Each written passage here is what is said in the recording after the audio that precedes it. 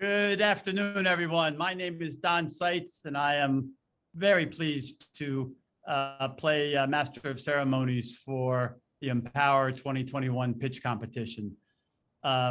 First, my hats off to the 6 startups that will be presenting, each led by a phenomenal team of founders, a very rigorous selection process to choose these 6 finalists.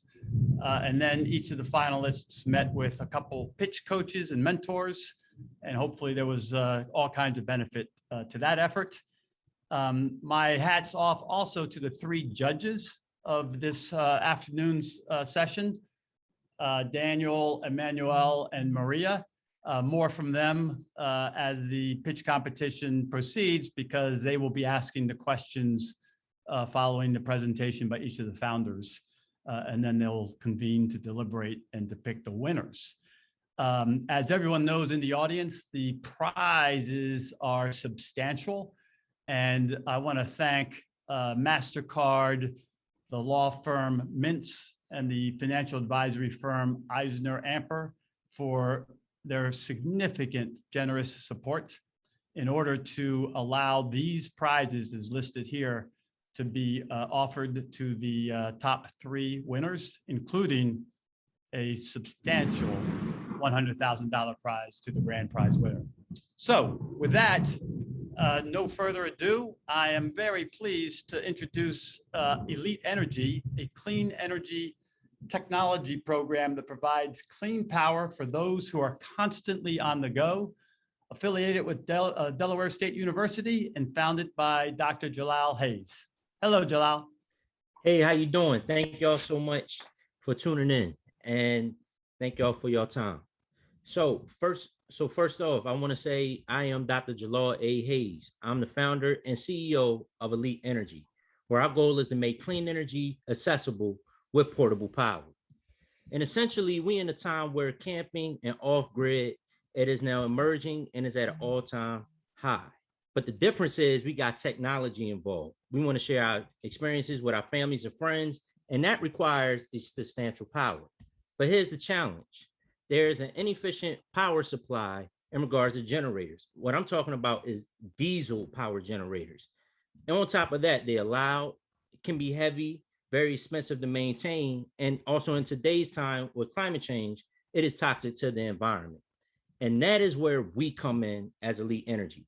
We are proposing and building a power bank that is proposed of 2 green energy technologies, a hydrogen power supply, which we have proprietary tech on, and a PV solar cell. But here's how it works.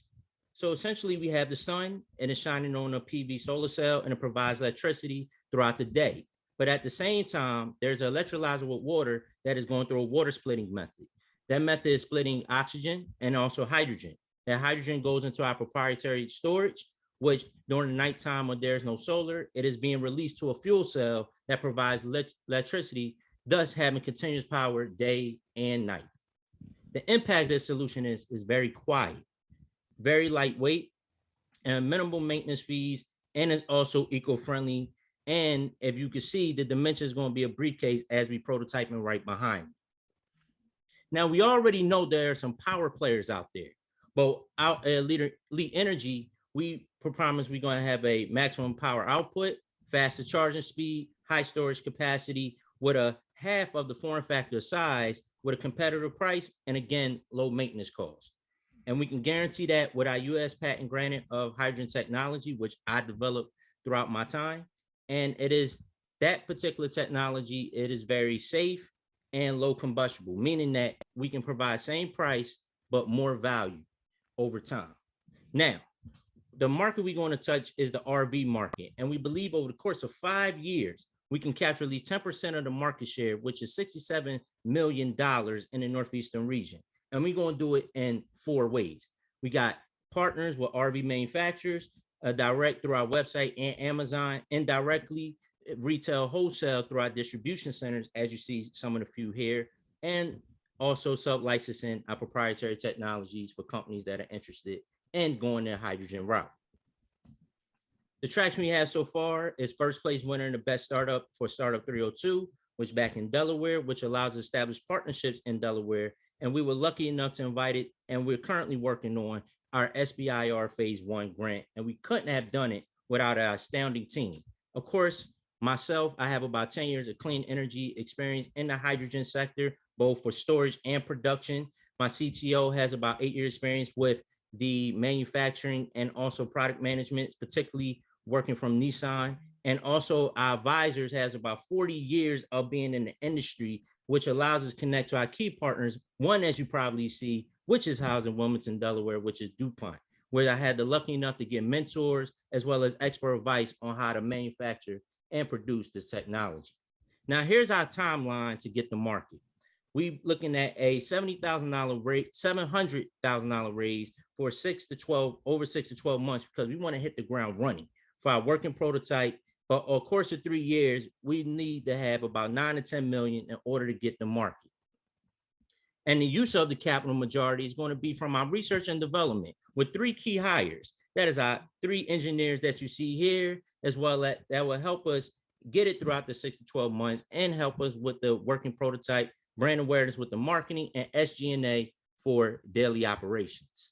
Because in the next 5 to 7 years, we want to be acquired as a clean energy platform company. As you see some of these companies here, they are already ready to go with this innovative and clean tech field. As you see, they've been acquiring companies over the course of 2 years.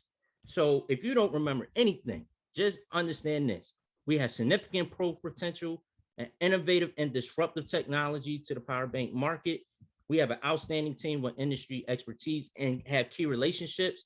And in the midst, we're currently raising this money. So we hope that you join the journey with us, Elite Energy, and making clean energy accessible with portable power. I'm Dr. Jalal A. Hayes. Thank you so much for your time. Jalal, thank you. And now we will bring on the judges for a few questions.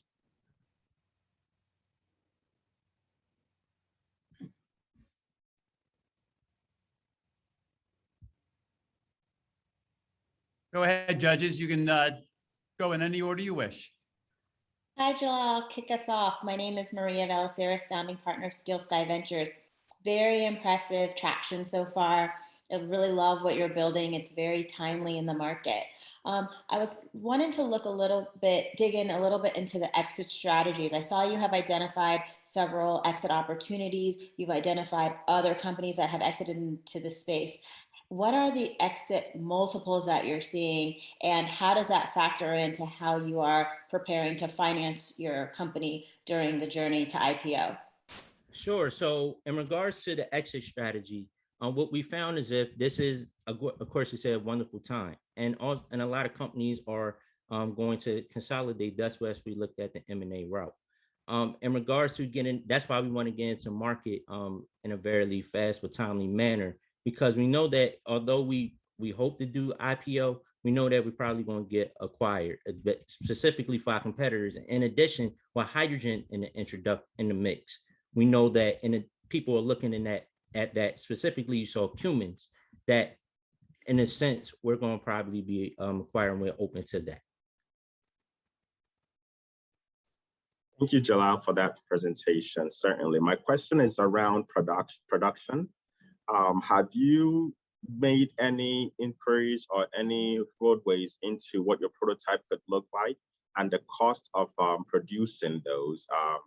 And could you give us any kind of idea on on how that capital that you're looking to raise, how it can help you produce the prototype and eventually reach the end market? Yes. So currently, based on what we developed in our prototyping phase, we know that putting together our model, as you saw conceptually, and this is the model we're working with now, it costs about $500 to produce it from there. However, over time, we know partnering with manufacturing partners, which my CTO is doing, that cost going to significantly drop. But we're going to propose to sell it around $1,200, which is the market price for a power bank in this particular industry. Thank you very much. Thanks, Dr. Hayes. My question is more about the competitive landscape. You mentioned that there are a few others already in this space, and we'd love to hear a little bit more about what you feel the key edge that you're providing in comparison to the folks who've already gotten started? Sure. So the competitive edge we have is our technology, our energy storage technology, which in the sense that we're developing I could say, for lack of better terms, a hydrogen battery. That has been novel in terms of the advancement of energy storage. And what we looked at based off what we're going to be better at compared to our competitors is because with the hydrogen technology, we'll have a faster charging time, but we'll pack a lot more power because based off of doing the R&D work before getting into the spin out, is that the hydrogen is 3 times more powerful than the current technology is out. So if developing this right way, we'll be able to give a higher power output, but faster charging due to the way we designed it as we showed with the electrolysis and the fuel cell capability, which give readily power and a fast rate. Wonderful. Jalal, thank you so much. And thank you, judges, for your questions. Wonderful presentation. Happy now to move to our second startup for the evening. Sonavi Labs has received FDA clearance and is pursuing now breakthrough designation for their diagnostic software, creating the world's first pneumonia digital diagnostic. Affiliated with Johns Hopkins University, founder Ellington West. Hello, Ellington. Hello, Don. Thank you so much. It's wonderful to be here with you all today. And I have to start by saying that while I myself am not a Princeton alum, the inventor of this technology, Dr. James West, my father, was honored with an honorary degree in 1994 by Princeton. And it was wonderful to see this technology carried on and carried through in the way that we have. So we're so excited to be here with you today. So Sonavi Labs is a medical device and software company that is harnessing the power of artificial intelligence to transform the way we detect, diagnose, and manage respiratory diseases. Respiratory diseases account for the most expensive and fatal conditions that we face as a global community. And I'm talking about even prior to the pandemic. So let's just think about how a respiratory pandemic has only exacerbated a dire issue. Asthma is the most common disease of childhood. COPD is the 3rd leading cause of death. And all of this disproportionately impacts communities of color. And why is that? Well, the reality is that there are no objective physiological indicators for respiratory diseases. What does that mean? Well, we have blood pressure cuffs for our hypertension patients. We have glucose monitors for our diabetic patients. But when it comes to respiratory patients, what do they have in the home that lets them know where they stand to their condition every day? And that's why we created Felix. So Felix is, as Don said, the first digital FDA cleared digital stethoscope intended for patient and provider use. So Felix listens, you just simply put him on the chest of yourself or your patient, allow him to listen to the sound of your chest. And just like a physician, he analyzes those sounds and then transmits them in real time to care teams anywhere in the world. So let's talk about why that's important. First is that generally speaking, when it comes to telehealth, it's essentially a Zoom call. Your doctor's looking at you, you're looking at them, but can they hear the sound of your lung? Can they hear the sound of your chest, your heart? And so that's just the first problem that we wanted to fix, was that a physician would be able to synchronously and asynchronously be able to be in touch and in tune with their patient anywhere in the world. Once we accomplished that, we said, let's take it to the next level. And let's talk about our proprietary algorithm that we have that runs right on board the device that analyzes those sounds and with the same accuracy as a doctor can identify those abnormalities, because we've recreated the human cochlear modeling. So the way that you hear a sound and the way that your brain processes it, we've done that on Felix. And we've done that by training him on over 13,000 patients in 10 countries on 5 continents. That was the result of a very significant Bill and Melinda Gates Foundation grant that we received. So what does this mean for our business and how does this translate to our customers? Where's the value? Well, what we've done is we've identified patients, chronic respiratory patients that would have this device prescribed by their provider and covered by their insurance company. And this is so important because what you'll see in the competitive landscape is that a lot of companies are going the wellness route. We're expecting patients to pay out of pocket to really care about their own health. And what we should know historically is that that isn't the case. We have to motivate them by removing the barrier of cost. And that's why we chose our North American reimbursement strategy. We also support clinicians because we offer them diagnostic support, because there's so much subjectivity when you're using a stethoscope. Doctors tend to disagree 70% of the time.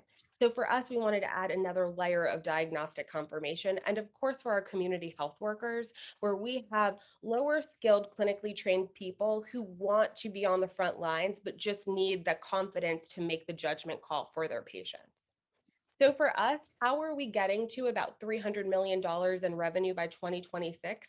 There are 3 key phases to our approach. The first is with our 510K approved device that's ready to go now, and we're partnering with telehealth companies who are buying in a B2B capacity, very enterprise focused sales, wholesale prices, and they're then distributing it to their patients. So right now we're already kicking off a pilot with K Health that has 5 million users.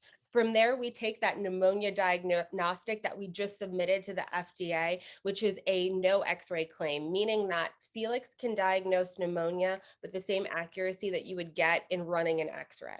So we're reducing cost, we're reducing exposure to radiation, and we're speeding up that process. But the third lever, and where we really have that hockey stick growth, is when we focus on those chronic respiratory patients and our ability to predict a COPD exacerbation or an asthmatic exacerbation. What we want to do is alert patients and care teams of when to get involved with that patient, which is why this device has a Bluetooth capability that will transmit that data in real time through our dashboard to any physician anywhere in the world. So when you think about competitive landscape, we're really well positioned. 3M, who's kind of synonymous with stethoscope, has reached out to partner with us. Echo, who has raised $90 million to date, has reached out to us to exclusively license our adaptive noise suppression algorithm, which we politely declined. So we know that we're on the right track and we're leaps and bounds ahead of our competition. We have raised $6.5 million to date, with another $2 million on the horizon in non-dilutive funding. We're gearing up for a $15 million Series A in the next month. I believe that early traction is really shown through large companies showing interest. So Philips has expressed interest in white labeling the device. We're a Johnson & Johnson J Labs portfolio company, and we just partnered with Microsoft for startups. So what can $100,000 do for a company that's already raised $6.5 million? Well, let me tell you, medical devices and in this space, everything is expensive, from regulatory approval to the 7 patents that we already have to the FDA approval. We have been incredibly capital efficient, but we haven't been able to do the community work that we have wanted to do from the beginning. With this $100,000, we would be able to partner with a community healthcare group that would allow over 40 Felix devices to be in the hands of patients in school systems. And that will do 3 things for us. 1, it will introduce our pediatric patients early on to being able to be empowered to own your own respiratory health. Number 2, it allows us to have the diversity in data that we've been looking for. And in number 3, it allows us to support the key patient population we strive to. Our team is uniquely qualified to execute, but we hope that you, not only the judges, but the entire Princeton alumni organization, will join us in making Felix accessible and allowing respiratory tools to become as ubiquitous as a thermometer. Thank you, and I welcome your questions. Thank you, Ellington. And the first question will come from Emmanuel.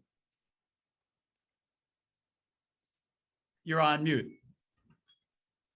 Sorry about that. Thank you for that presentation, Ellington. My question, and I guess it's a confirmation because it's implied in your presentation, but am I correct in implying that your exit strategy is IPO? So I think that's absolutely an appropriate understanding of our pathway and roadmap ahead. The only thing that I will say is that we are open to and do see the potential acquisition. We've already had those doors knocking, but I believe that it's far too early for that. I know what we can prove and I know where we can position ourselves. Ultimate goal, IPO, but in the interim, if there is a distribution partner and an acquisition deal that meets my requirements, I absolutely will entertain that. Excellent, thank you. I think I'm up next. You ended your presentation focused on a more social impact angle. I'm curious to see how that, hear a little bit more how you feel that fits within your broader business strategy and aligns with some of the other goals that you mentioned.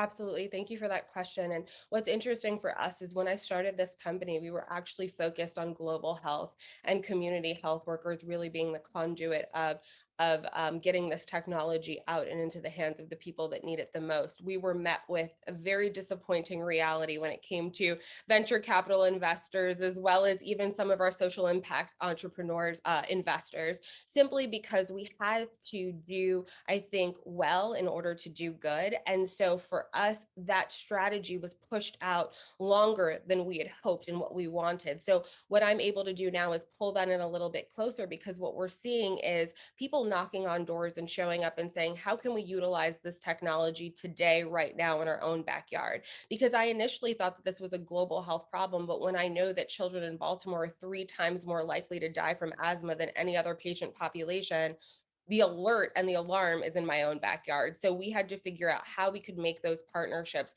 In fact, we're right now working with HUD and the EPA to focus on how social determinants of health, asthma, and living conditions impact these patients. And we can do that by providing real physiological data and biomarkers that help them facilitate better decision-making and better funding for these communities.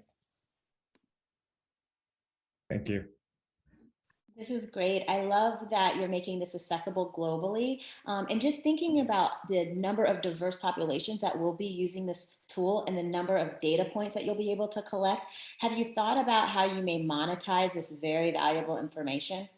Yes, I'm so glad that you mentioned that. And that's absolutely in our strategy. We just haven't completely ironed out the details of that monetization strategy. Right now, we're focusing on getting that device in the hands of folks, collecting that data, and really looking at it. But your question is so important, because you can look at companies, many companies that have really positioned a new vertical of just focusing on how you can inform governments, how you can inform private companies about really the progression of certain indications. So absolutely, we see that as an opportunity, and we're looking forward to, after RA, building our team to allow us to support and really benefit from that vertical.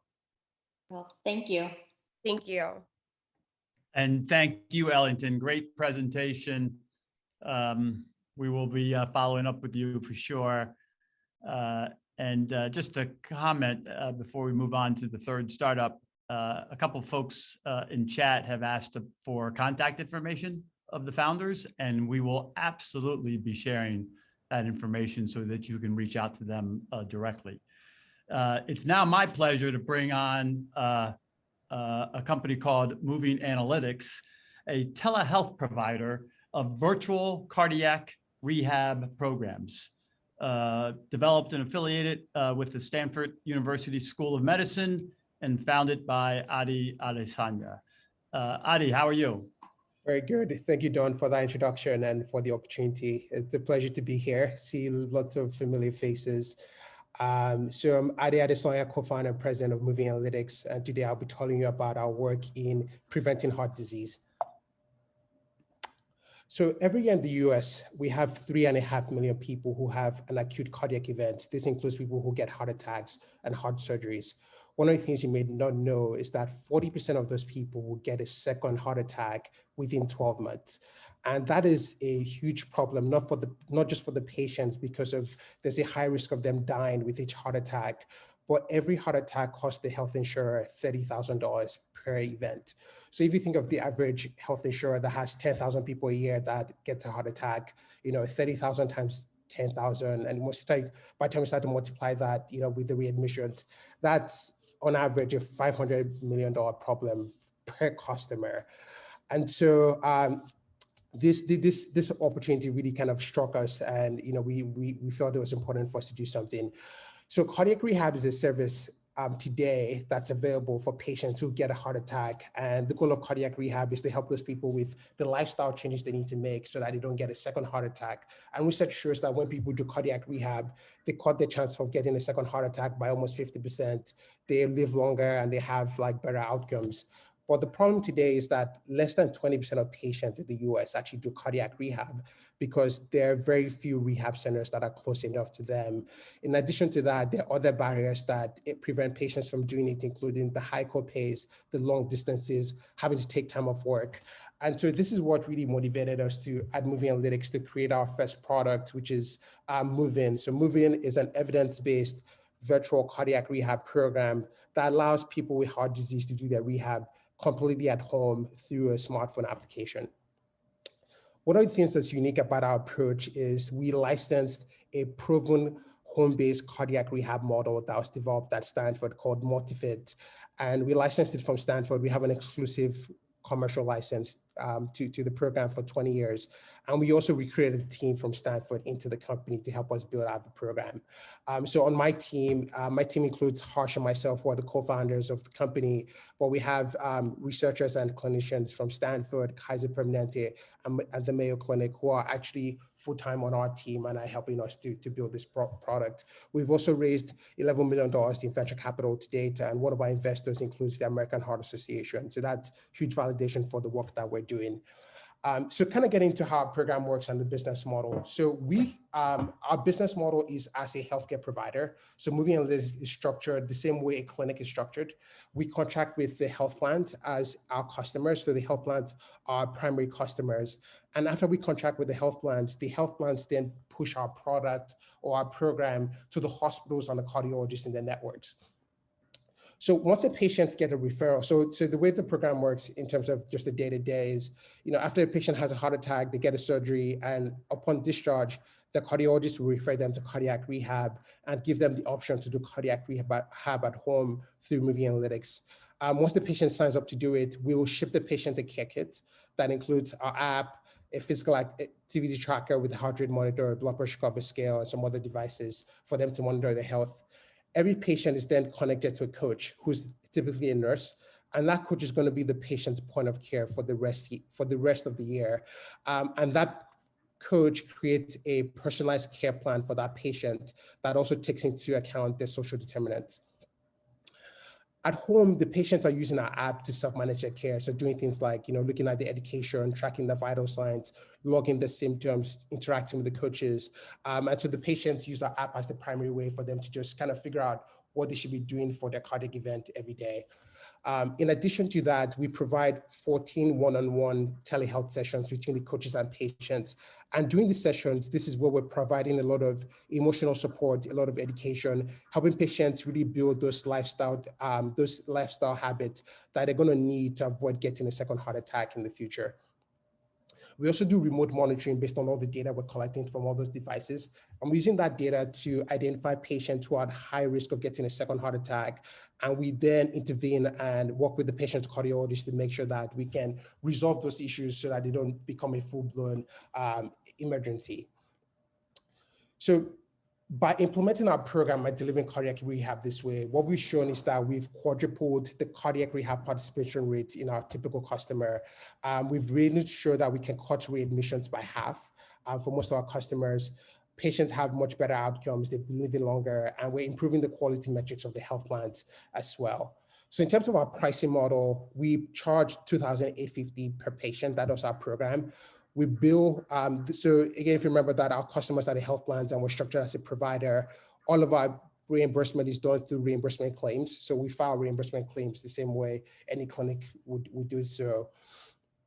And to date, in terms of traction, we've had over 3,000 patients complete our program. This year, we're going to do $1.2 million in revenue. Our current customers have enough patients for us to reach $50 million a year. And right now, to be honest, the only thing that's limiting us is our physical capacity to actually serve those patients that we have contracted in. We're also currently operating in 3 states. And we'll talk about the future funding, and the goal is for us to expand to multiple states in the country, but that's some of our traction to date. Just wanted to highlight a just quick case study with Highmark in Pittsburgh. We took them from having a 30% cardiac rehab participation rate to almost a 70% participation rate, reduced the readmissions by 50%. So the program really works, and they've seen great outcomes. In terms of how we differentiate, in the market, there's really 3 buckets of competition. There's the traditional brick and mortar cardiac rehab programs that are offered by the hospitals. Obviously, the way we're different from that is we're virtual, we are limitless, we can serve patients in any zip code without any physical restraints. There are also other patient engagement tools in the market who are doing some work in cardiac rehab. The way we differentiate from them is that we're the only virtual cardiac rehab product on the market that's based on over 30 years of research. And we have a full stack model where we provide not just the technology, but we also provide the care providers that delivers the care. So we're really disrupting the cardiac rehab market because we're taking a service that's typically done in a brick and mortar setting and we're doing it completely at home. And we have that full stack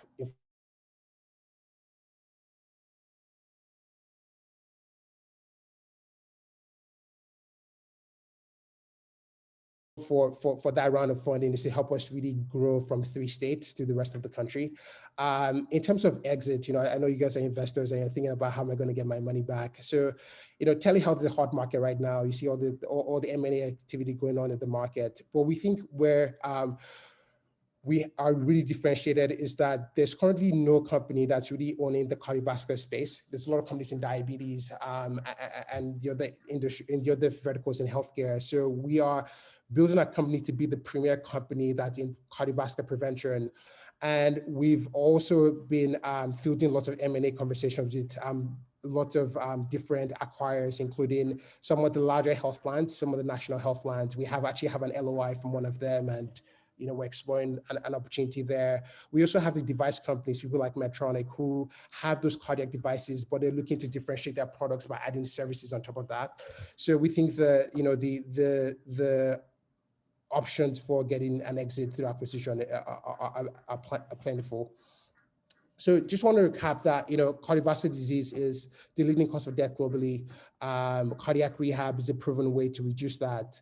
Moving Analytics has built a very, very innovative and disruptive solution that's gained a lot of traction in the market today. And we really want to work with you to increase our reach to more people. I know we've raised, $11 million, and it seems that that's a lot of money. But what we really want to do with the prize money today is, in a lot of our customers, we have patients that are not insured. And what we would like to do with the prize money is actually use that as credit for those patients to be able to give those patients access to cardiac rehab. When you think about what cardiac rehab does for people, research shows that, it increases life expectancy, and we want to be able to provide that to more people. So thank you for your time, and I'm happy to take questions.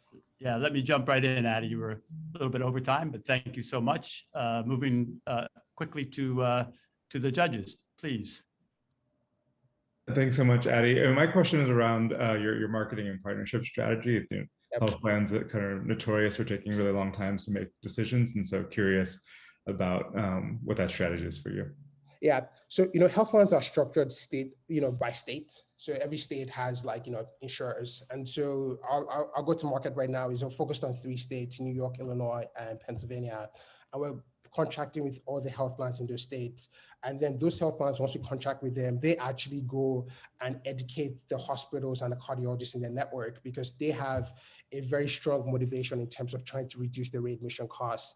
And this year, one of the things is cardiac rehab participation became a HEDIS measure that affects their own star ratings as well. So the health plans are very motivated to do this. So those health plans then, educate the providers. In some cases, we've seen in New York, for example, where health plans actually pay their cardiologists a bonus for every patient that kind of signs up for our program. So they're taking that brunt of doing the distribution, because it's a problem that they're very hard pressed to solve.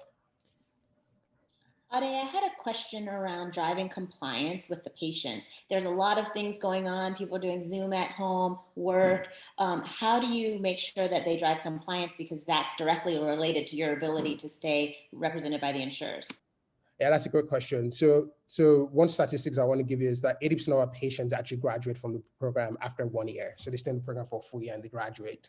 And part of the reason for that is, one, this is a population that's highly motivated. Someone gets a heart attack, they have that near-death experience, and they really don't want to have a second one. So they're highly motivated. But in addition to that, there's a couple of things we do. So, the coaches play such a vital role in our program. After a heart attack, people are so confused. Their doctor tells them, hey, here's 20 things I want you to be doing. Here's 10 medications. It's just a lot of information. So the patients and the coaches get to create this strong bond where it's a bond of like a trusted guide for the patient. And those coaches really, the patients see them as their go-to resource. They help them navigate this. So beyond all the things we're trying to get the patients through clinically, the patients find a lot of emotional support from those coaches. We also have like incentives where patients get things like, we give them Apple Watches as part of the program. They get Fitbit to get some, tablets. You do not have a tablet. So there are also incentives like that. But I think it's a mixture of some behavioral science, incentives, the patient's personal motivations as well that helps us get those compliance rates. Great. Well, with 80%, you are on to the right track, definitely. Thank you. Thank you, Ade, for that presentation. Certainly an impactful company And certainly in this era, in this season of the pandemic and the need for telehealth, we see that a lot of a high disproportion in underserved communities and low-income patients. I wanted you to talk a little bit more about that impact there. What's your patient profile look like at this moment? And is there plans to deeply generate that to make sure that they also gain access to this transformative technology? No, that's a good question. So, in terms of, cardiovascular disease, people of color have, a higher rate of heart events. It's interesting, when I go to communities of color, the average age of patient in cardiac rehab is 40 years old versus in a traditional hospital setting, which is 65 years old. So the couple of things we're doing to address that. So we're doing a lot of work with Emory right now. We actually have a clinical trial going on. 80% of the patients in that trial are Black, which is unheard of. And we're showing that, this is working for that population.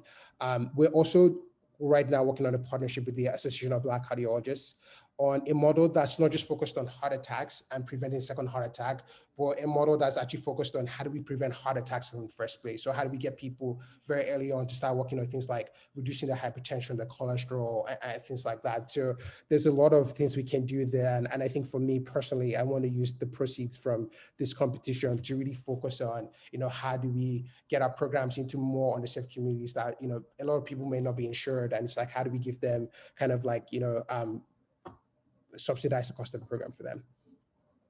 Thank you very Great. much.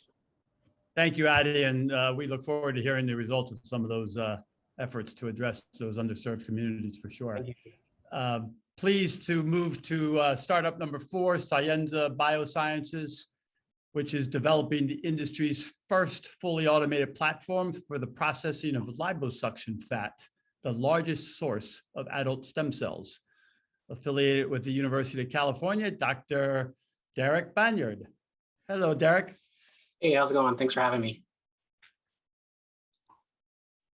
You can share your screen and begin.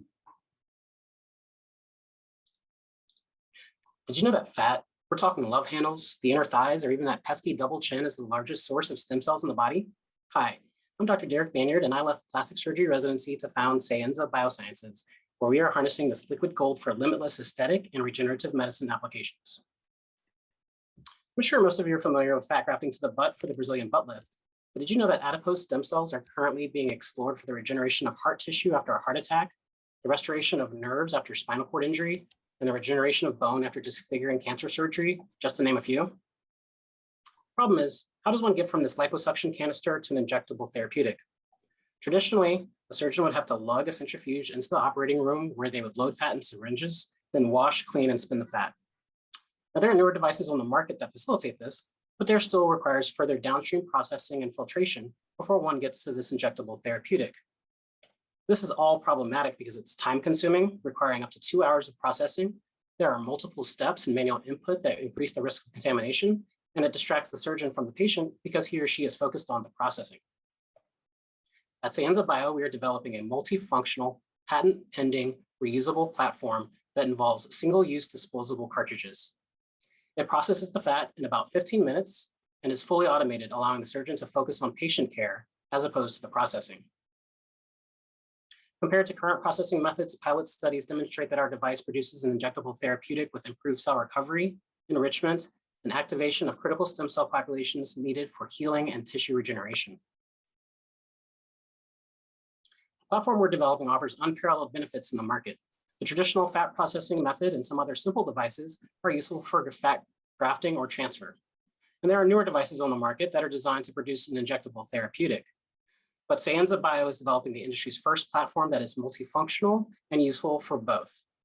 It's fully automated, carries minimal contamination risk, is reusable with disposable cartridges, avoids the use of harmful chemicals, reduces OR time and thus cost, and allows for the processing of both large and small volumes. We plan to enter the market in aesthetics, not only because it's valued at $6.25 billion, but it's cash-based, meaning no negotiations with CMS, insurance companies, or large care providers. And while those who frequent med spas and cosmetic clinics are our consumers, surgeons who perform aesthetic and plastic surgery are our customers. It may be difficult to convince a frequent Botoxer to undergo liposuction to have an all-natural stem cell injection for rejuvenation. But for the surgeon who's paying $37 every minute in the OR, the cost savings plus the increased reimbursement for using our device is a no-brainer. We plan to sell or lease our platform at or near the cost of goods because our primary revenue driver will be our high margin disposable cartridges. We plan a commercial launch in 2024, and our conservative financial projections, which only include US sales in the aesthetics marketplace, anticipate $120 million in gross revenue in 2027. For our go-to-market strategy, we are exploring options like license deals with aesthetics medical device companies and partnerships with device distributors with domain expertise. We believe the most efficient approach to monetizing the value of our technology is to enable market leaders to access rights to the core technology. We will seek to demonstrate the feasibility of this technology and then swiftly work to establish market segment-specific customization and licensing and OEM partnerships. We anticipate a straightforward FDA approval process for our low-risk, patent-pending Class 2 medical device via the 510(k) pathway. We will then begin clinical trials for various indications and seek regulatory approval for specific stem cell claims to expand our portfolio. It is important to note that while the total available market for our hero indication is roughly $25 billion, the global stem cell market is well over $100 billion, and Sayenza Bio is well positioned to penetrate all of these markets. For instance, the therapeutic generated by our platform has already demonstrated efficacy in the healing of chronic wounds and diabetic foot ulcers. I co-founded this company after leaving plastic surgery residency, where I saw firsthand the tremendous need for this technology. My co-founders include Dr. Jared Hahn, professor of biomedical engineering and an expert in tissue processing and microfluidics, and Dr. Alan Widrow, plastic surgeon, professor, and director at the Center for Tissue Engineering at UC Irvine Plastic Surgery, who also serves as chief medical officer at the fastest growing professional skincare company in the country.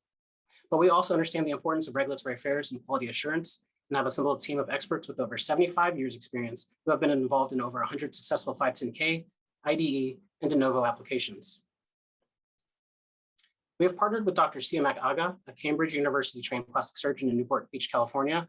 Additionally, our growing team of advisors and partners include an award-winning medtech device firm and the Department of Plastic Surgery at UC Irvine.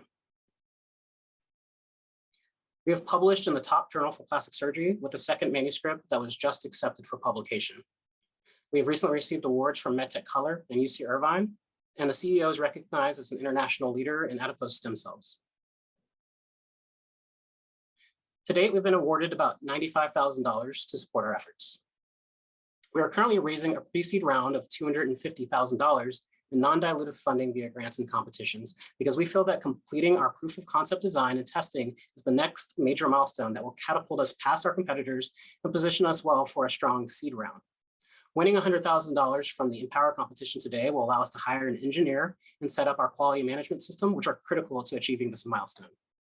The subsequent seed round will provide the means to facilitate our commercial launch at the end of 23 or beginning of 24. Tracking M&A activity in the adipose therapeutic space is limited because many companies are privately held, but the appetite for aesthetic technology and therapeutics is undeniable and ever increasing as consumers seek cosmetic enhancements with minimal downtime. We plan to disrupt the regenerative medicine space with the industry's first multifunctional, fully automated fat processing device. We will first enter the $6 billion aesthetics market and establish partnerships with medical device companies and/or distributors. And we are a team with unparalleled experience, 2 surgeons and 1 PhD with a wealth of knowledge and the experience to achieve our goals. Thank you. Derek, thank you. We'll bring the judges back on, and I think we'll begin with Maria. Great, thank you. Great presentation, Derek. Thank you. And thinking about the current challenges to our environment, how are you considering the medical waste that may be generated from a disposable product? That's an excellent question. I think that the risk of contamination outweigh the benefits of using a disposable component. We do minimize the footprint that we leave behind by a reusable platform. And the disposables that are biocompatible are also very easily degraded. And the risk of contamination by reusing a medical device and going into another patient, I think is too great of a risk. And from an FDA standpoint, it's our duty to minimize the risk to the patient. Thanks. Thank you, Derek. I just wanted to, I'm not sure if I missed this, but where is the IP located? Does the company own the IP, or is it at a university? Do you have a license, or? So the individual components in the platform, we as inventors filed a PCT October of last year, which is owned by the University of California, and we have exclusive rights to license. Thanks, Eric. And my question is more, you mentioned that you have a strong regulatory team, and I just wanted to hear a little bit more about your plans for at what point you'd be able to file with FDA, and then if you would have to adjust any of those filings based on the different applications that you mentioned going beyond the aesthetics market. Great, thank you for that question. So we are completing the proof of concept phase of research for our device. And the 100,000 today is exactly what we need to get to that proof of concept. Once we hit that milestone, we can then transfer the technology to a medical device firm and produce the device in a scalable measure that will allow our submission to the FDA. There are several products in the space, and they also fall into the class 2 medical device classification, and the regulatory approval is typically 6 to 12 months. This approval gives us very broad use of the therapeutic generated by our device in a variety of applications. But when we get to the then next phase, which is stem cell claims for specific indications, say chronic wounds or diabetic wound healing, we will then have to go back to the FDA, demonstrating efficacy of our device and therapeutic in those specific stem cell claims. Thank you. Thank you, Derek. Wonderful presentation. We appreciate it.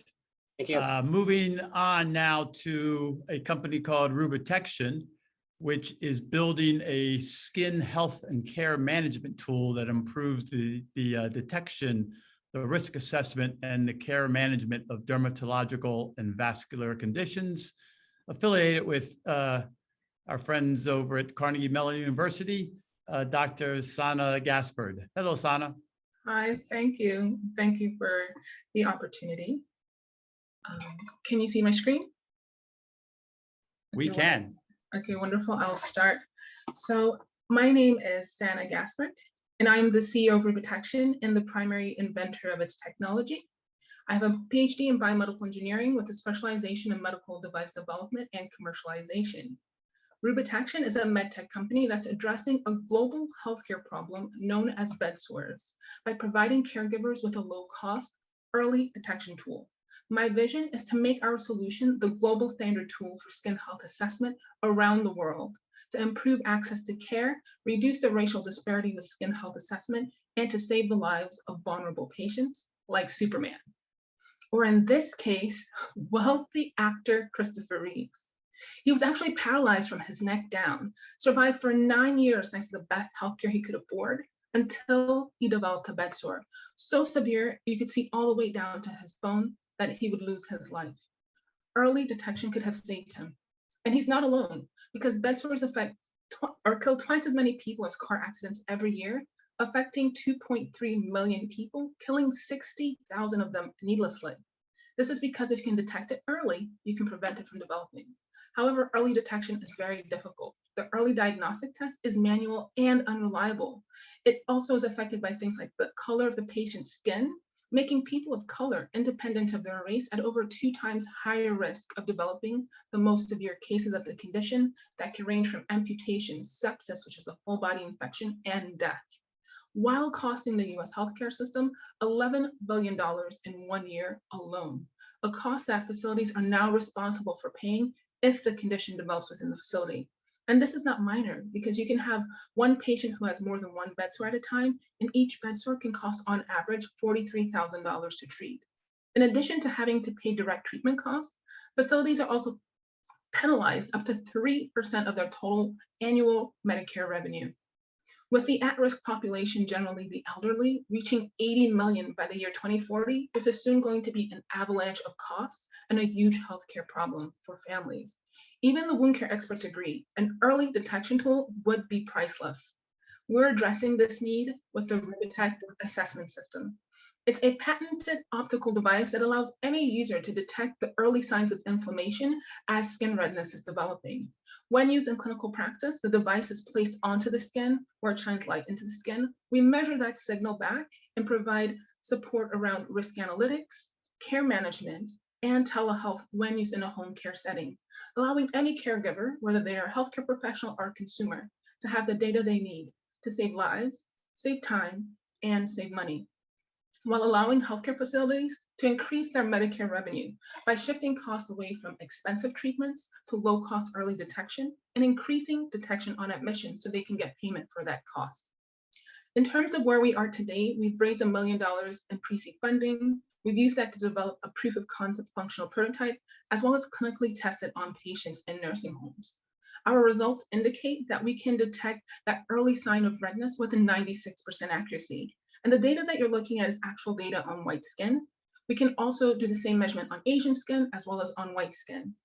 Compared to our competition, our solution is easier and more reliable. It's also diagnostic and lower in cost, allowing us to dominate this $4.3 billion US market, which includes sales to hospitals, nursing homes, as well as home care agencies, where we sell the product using a razor blade business model. In this model, we bundle the software and hardware and make additional recurring revenue from the high volume use of a disposable, which maintains sterility between patients. With this model, here's an example of how we make money. Every time we sell one device, we make approximately $22,000 in annual recurring revenue. We anticipate that one hospital system would need around 12 devices on average, giving us a total revenue of $265,000 per facility. With over 6,000 hospitals in the US alone, it gives us a total market of 1.6 million. Within 5 years or 6 years of launching the product on the market, we can capture 6% of that market, yielding over $100 million in sales. And our low-risk FDA pathway provides a quick path to this market. We're currently focused on prototype development and pilot testing before moving on to product development and initial paid pilots, which will be our initial sales, and then fully launching the product in 2023 with the support of strategic sales and distribution partners. And we already have support to make this a reality. We are tapping into a huge untapped customer demand. Several hospitals and nursing homes have already contacted us with minimal press to either purchase the technology or to clinically collaborate.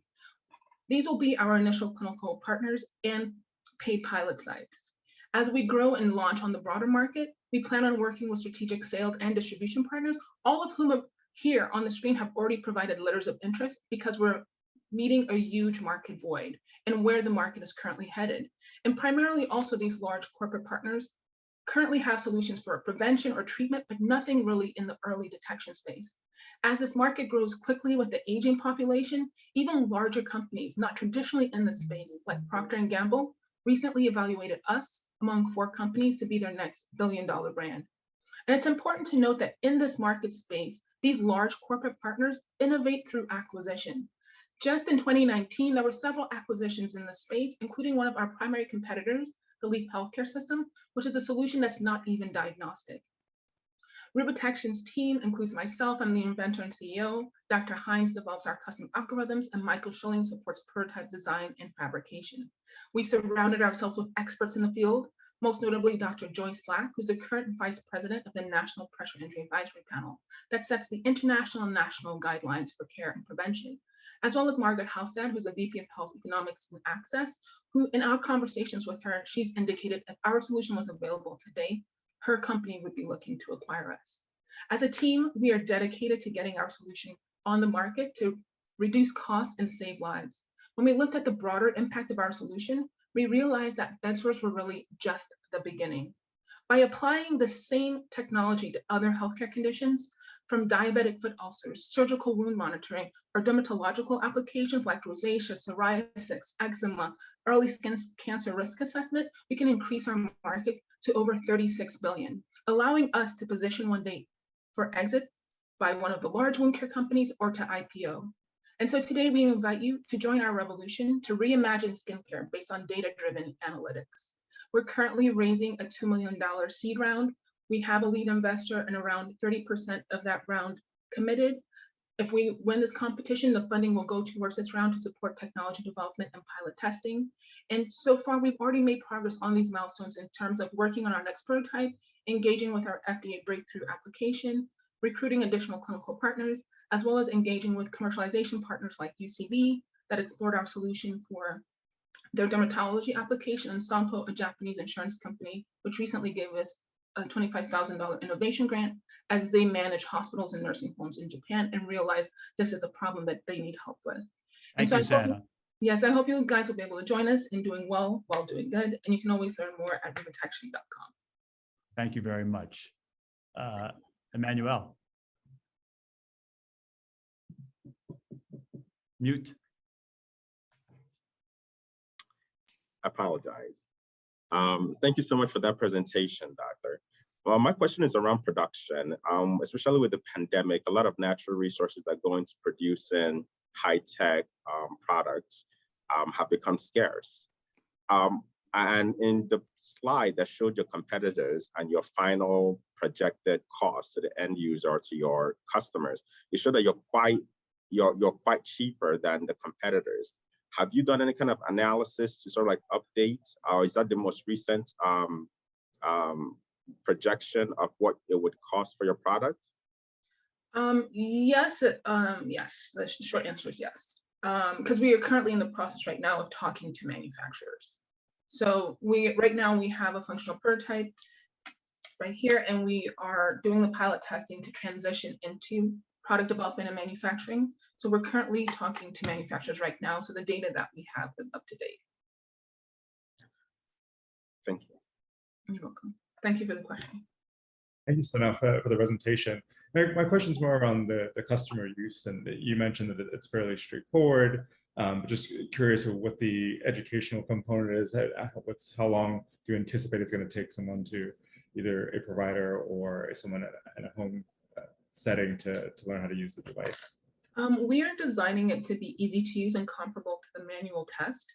So the manual test, literally someone will look at their hand and push pressure and look for that color change.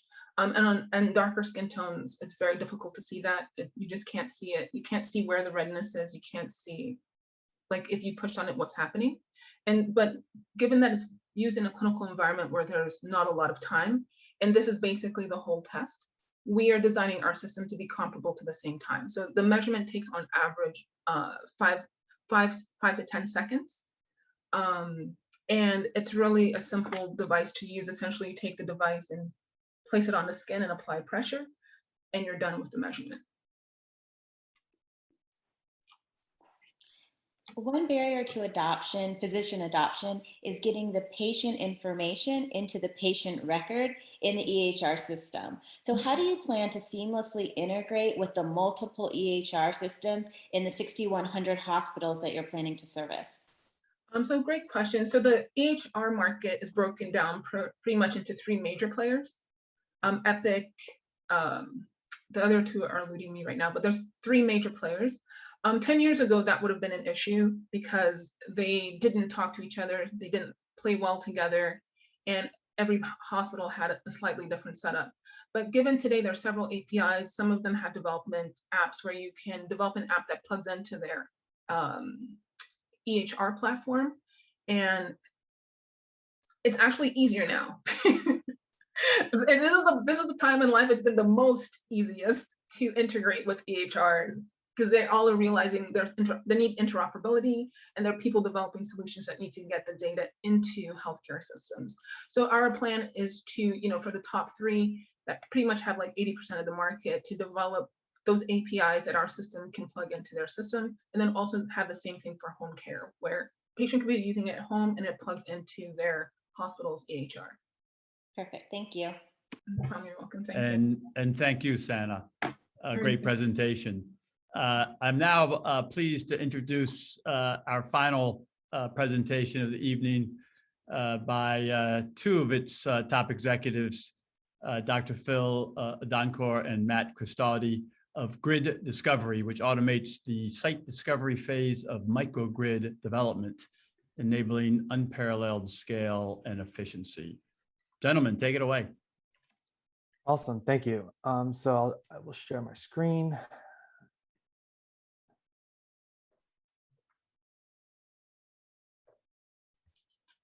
Okay, Philip, can you, all right. And you should have control, Philip. And Philip, you need to unmute. Gotcha. Perfect. We're all set now. Hello, everyone. My name is Philip Odonko, co-founder of Grid Discovery. At Grid Discovery, we're reimagining how microgrid developers discover the next microgrid. Now, naturally, you might be wondering, what is a microgrid? Well, you can think of it as, what just happened? Okay. You can think of it as a backup energy system, one that works to keep the lights on in your home in case the power grid goes out.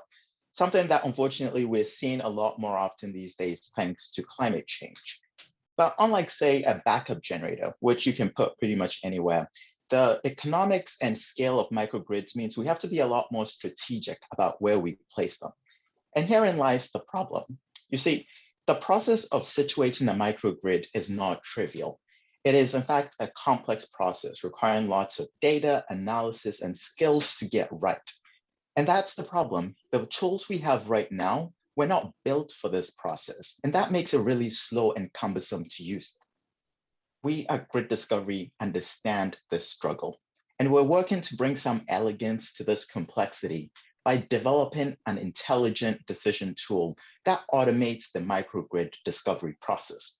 This tool allows you to pick any location on a map and almost instantly understand how suitable that location is for a microgrid.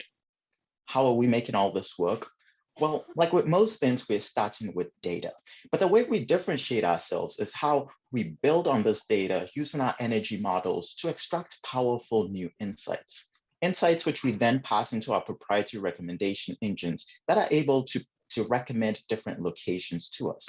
We then go a step further by providing detailed data and analysis to support these recommendations so that you can feel confident in our recommendations. This extra layer of explainability is another way Grid Discovery is differentiating itself within the microgrid industry. The values we bring cannot be understated. We're significantly decreasing the amount of time it takes to situate microgrids. We're unlocking powerful predictive capabilities using our data pipelines. And for the first time ever, we're giving grid developers the ability to be proactive in their ability to find new projects, thereby increasing their project pipelines. Through feedback we've received from industry leaders such as Siemens and Zendi, this idea has been validated, and we're more confident now than ever before of our ability to have transformative impacts on the microgrid industry. Leading this team is a dynamic trio, including myself, where I bring over 10 years of research experience in smart cities and energy optimization. My co-founder, Matthew Cristoldi, brings in over 8 years of entrepreneurial leadership and energy analysis know-how in the sustainability space. We're also privileged to have access to world-class advisors, such as David Zimmerman, who is guiding us through our development. I'll now hand over to Matthew. Thanks, Philip. So the microgrid market in which we operate is expected to explode to $61 billion in 2027, with North America capturing the largest portion at $24 billion. That's a forecasted 11% CAGR.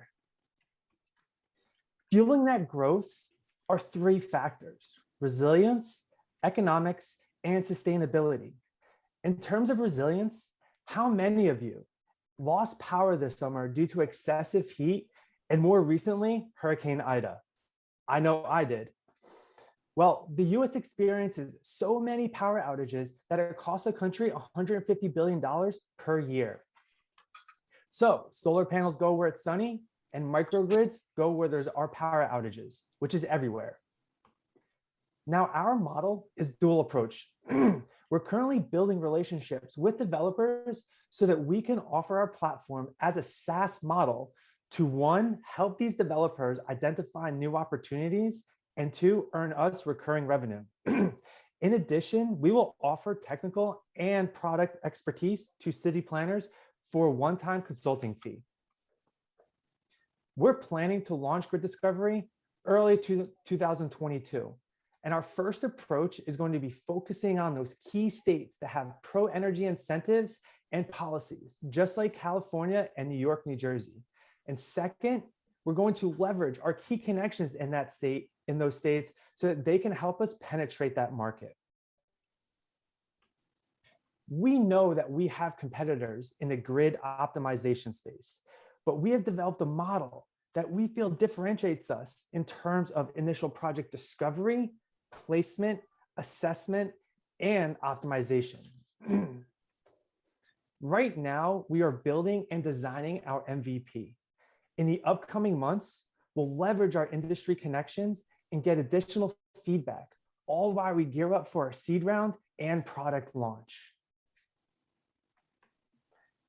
Come spring 2022, we're going to be looking to raise our seed round of $500,000 via a convertible note.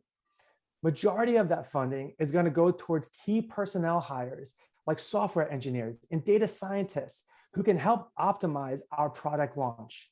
Should we win the competition today, we can move that timeline up by a couple of months. We are operating in an exciting and expansive industry, high growth, a lot of activity, a lot of consolidations. It's super exciting. I know that if we can scale and grow, like I know we can, we will be an attractive acquisition candidate in 3 to 5 years. So in summary, I hope you finally see why Philip and I are so excited about this venture. We're operating in an expansive industry, super timely and super fun, with a knowledgeable and experienced team. So that is why we hope that you will join us on this journey so that we can build a more resilient and connected world free of blackouts and power outages everywhere. Thank you. Thank you, Matt and Philip, and bringing our judges online. Please, Dan. Oh, thanks so much for the presentation. My question is, microgrids have a particular application for underserved communities, and interested in hearing how your model incorporates data focused on equity into how you think about the placement of microgrids. Yeah, thank you, Daniel. That's an excellent question. So one thing we've noticed in a lot of the work we do is a lot of the time focus is being placed on microgrids in places that can already support these things, places that have the infrastructure to support it. One thing our program can do is spot these places which are in critical need of microgrids but don't have the infrastructure of actually supporting these things. And unfortunately, these tend to be the areas where we have underprivileged people living, or people who just don't have the economic ability to support things like PV systems and the like. So I think having such a tool available to your utilities and our city planners would really help in identifying and pinpointing these hot areas which actually need our help but don't have the infrastructure to actually support it. Thank you. Thanks.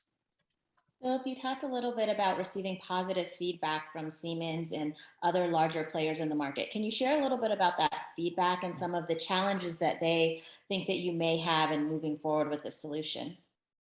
Right, yes. So we've had a lot of conversations with industry leaders, and one of the key things they pointed out to us are things they are actually struggling with. And the main thing they're struggling with is, for you to have a microgrid, you need to understand how people are actually using energy on a micro level.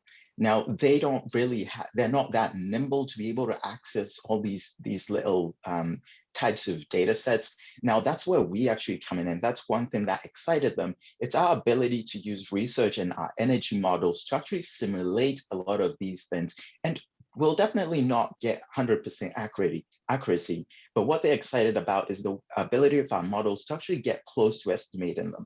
And once you spread that over, say, a whole city, you actually start to really understand how well people are using energy. And this informs a lot of energy policies. And that's one thing they see that's lacking. So they see us fit in really well into this space. Thanks. Thank you, gentlemen, for that presentation. Actually, my question follows on with Maria's.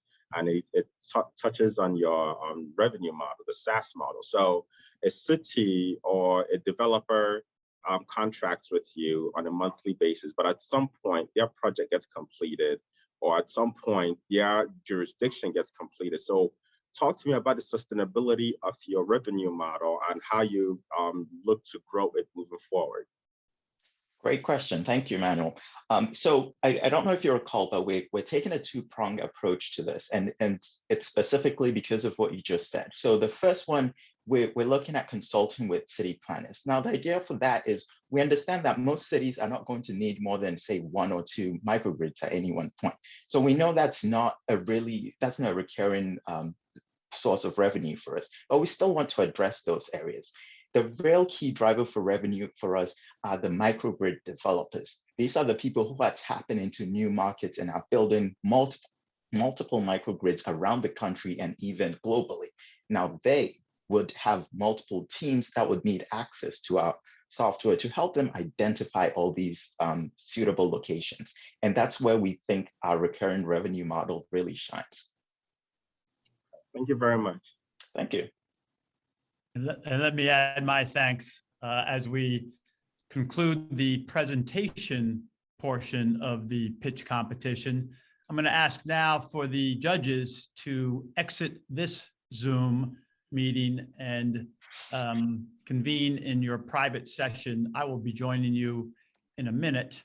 And as they leave, I'd like to not only thank them for their time, but also acknowledge the 6 fabulous founders, incredible climate tech and health tech companies doing amazing things, led by amazing Black founders, men and women, great diversity all around. And I applaud your exemplary efforts among a field of dozens of applications that we received for this particular pitch competition. So I'm going to ask my colleague, Anne-Marie Maman, to join the stage. And folks in the audience, I'm going to pass the baton to Anne-Marie, who's going to have a little bit of fun with all 6 founders so that all of you can get to know them a little more closely. And in about 10 minutes time, the judges will return with the results of the pitch competition. Take it away, Anne-Marie. Great, thanks, Don. So I'm going to ask all 6 companies to come back on. I'm going to be doing a little flash questions. It's comparing apples to oranges. I totally understand that each of your companies is in a different market and many in a different stage, but let's try it out. So quick answers. We don't have too much time. So first question is, and some of you have already said this, which academic institution does your IP come from? Matthew, you want to start? Stevens Institute of Technology. Jalal? Delaware State University. Ade? Stanford University. Derek? University of California, Irvine. Ellington? Johns Hopkins University. And Sana? Carnegie Mellon University. Great. Nice representation from all across the country. Nice to see another piece of the diversity puzzle that Don was talking about. So I want to ask, did you participate in an accelerator? Jalal? Yes, I have. I participated in Delaware Innovation Space Science Inc. Accelerator. Great. One of our colleagues. Ade? Yes, I actually done a couple. I did the Texas Medical Center's TMCX, did Blueprint Health. I think done several, but as a healthcare startup, you're always trying to grow your network and your expertise. So that's been helpful for us. Great. Derek? We're part of the UC Irvine incubator, but I've not participated in an accelerator. All right. Ellington? So we have had the honor of participating in the TMC Accelerator as well. Also ETC, which is a local Baltimore accelerator. That was the first accelerator that we participated in that was foundational to our growth and development. Sana? Yes, I have. Well, at this point, I guess I've done 4. I did Mass Challenge, which is in Boston. I did Techstars Longevity, which is focused on elder care. I'm now doing one called the MDIC program, which is a MedTech accelerator program in upstate New York. And I am part of the CTEP, which is a pediatric facing medical device accelerator program to get greater access to the FDA. Great. And Philip and Matthew, whichever one wants to answer. No, we have not participated in accelerators yet. Yet. Okay, this comes back to one of the panel conversations we had earlier about accelerators and networks and building networks. This is why I'm asking the question. So I'm going to go on to the next one. How long did it take you from invention to license of your technology? I'll start off with Ade. So in our case, the original invention was done 30 years ago. And so it took about a year to license that out of the university. Great, okay. Derek? The first component, we're filing multiple IP protection, but the first component was probably invented in 2015. We have not actually licensed any of our technology yet. We are the inventors, and you see University of California Systems has a very proactive environment for licensing technology that you are the sole inventor. So we have exclusive rights to license when the time comes. Okay, great. So you don't expect that to be a problem because they're already well oiled. Let's see, where am I? Ellington? Yeah, sure. So the initial technology and the foundational work was done in about 2015. We exclusively licensed that from Hopkins in 2017, and we as a company have issued and received 7 additional patents. Sana?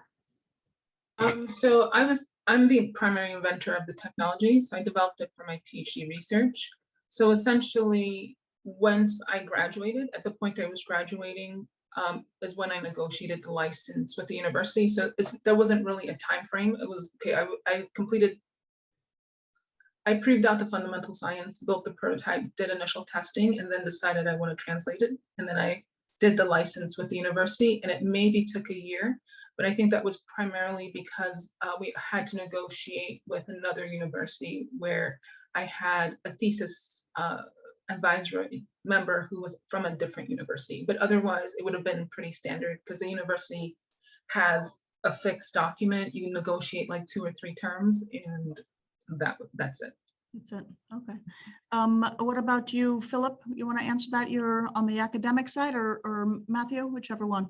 Yes. So all of our research and construction is being done through Stevens Institute of Technology, and our amazing advisor, David Zimmerman, he's currently helping us license and process that IP as we speak. Great. And Jalal? Yeah, so I conducted a R&D work about 2000, and we filed around 2013, got a grant around 2017, and then we literally just got the license. It took a year this year. All right.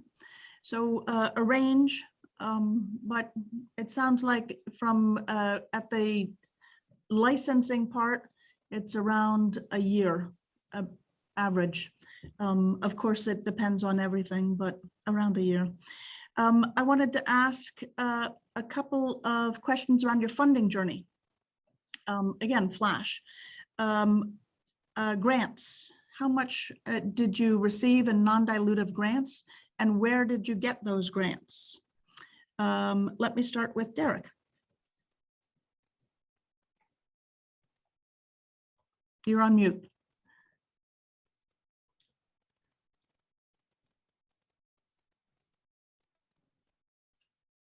You're on mute still. Sorry, my computer is running very laggy. We received a $50,000 grant from the Plastic Surgery Foundation when I was a research fellow, and then another $25,000 grant for device technology development from the University of California, Irvine. Otherwise, we've only received another about $20,000 through competitions. That's our only non-dilutive funding. Great. Okay, Ellington? Yep, so we did about $3 million in non-dilutive funding from support from NIH. and NSF. We have another 2 million on the horizon on that front. And then we had a very successful oversubscribed round where we raised about 3.5 million. And we're excited for that Series A that we're gearing up for in October. Great. Sana. So I raised about $1 million so far in our pre-seed. We're raising 2 million now. I would say about 80% or 85% of that 1 million was non-dilutive.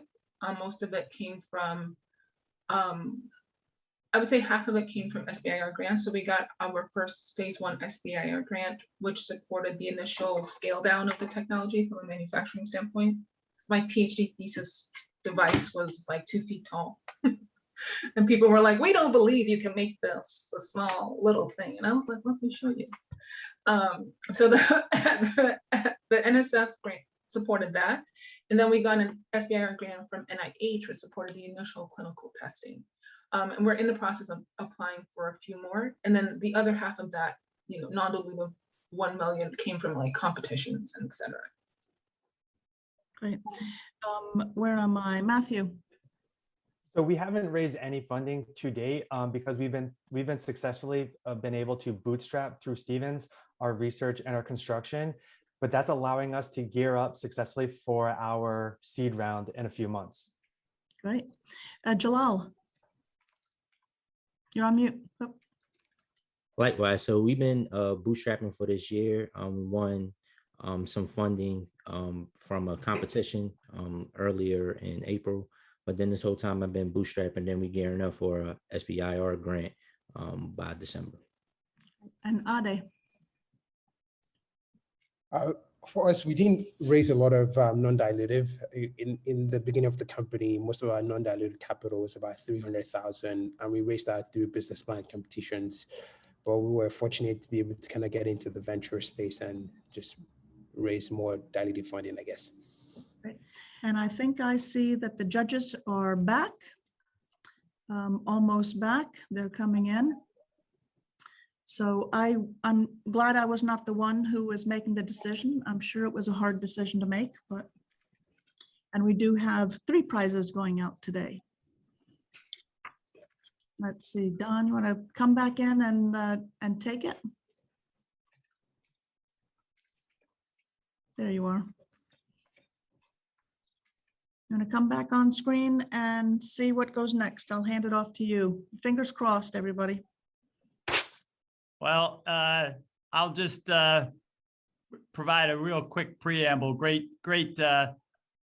energetic deliberation amongst the 3 judges with 3 superb choices. So with that, I'll ask Emmanuel to come online. Thank you so much, Don. And thank you so much to all the presenters. All the businesses are absolutely exceptional. And we wish them all very happy journey in their development and success. I have the pleasure of announcing the second runner-up. And this business, we were quite impressed with how they're solving a really important problem as we think about the issues of power outages and sustainable power moving forward, and that is grid discovery.